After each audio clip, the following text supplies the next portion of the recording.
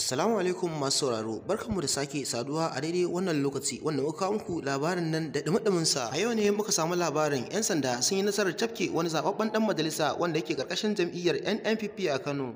'Yan sanda a Kano sun kama wani dan majalisa wanda yake wakiltar mazaɓar Dala, majalisar wakilai ta tarayya, mai suna Sani Madakin Gini wanda aka zaba a makon da ya gabata a jihar Kano.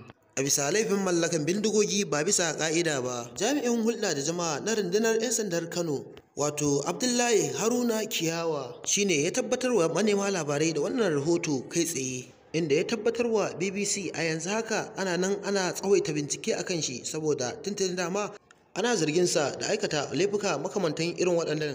A yanzu haka dai ana ƙoƙarin kai shi kotu domin a zartar mai da asalin hukuncin da ya dace da laifin da aikata. Domin dukkan masu aikata irin wa'innan laifuka abin da ya dace da su kenan gwamnati ta kama su ta je ta yanke musu hukunci wanda ya dace da su, saboda a tabbatarwa jama'a da adalcin shari'a. Saboda duk wanda ya aikata laifi irin wannan idan ba a yanke mai hukunci ba to jama'a za su ce lalle saboda yana cikin sassan mulki ne shi yasa ba za a mai hukunci daidai da kowa ba, amma idan aka yanke mai hukunci daidai da kowa kenan kotu za ta iya yanke hukunci ga dukkan wani ɗan ƙasa idan ya aikata laifi makamancin irin wannan ko kuma wani laifin daban. To da haka ne muke roƙon Allah ya kiyaye mu da aikata dukkan mummunan laifi da aikata alfasha da ɓanna a ƙasa. Sannan Allah ya kare mana zukatanmu daga wasu wasin shedan kar mu aikata laifi irin waɗannan, domin ba alkhairi bane a gare mu da ƙasa baki ɗaya. Idan ya kasance wannan shine mafarinka na shigowa wannan tasha namu mai albarka, ka danna mana subscribe da alamar ƙararrawa domin samun labarai kai tsaye da zarar mun daura a cikin wannan channel mai albarka. Ƙasar mu a yau dai muna cikin wani yanayi mafi wahala wanda sai mun dage da addu'a domin Allah ya kawo mana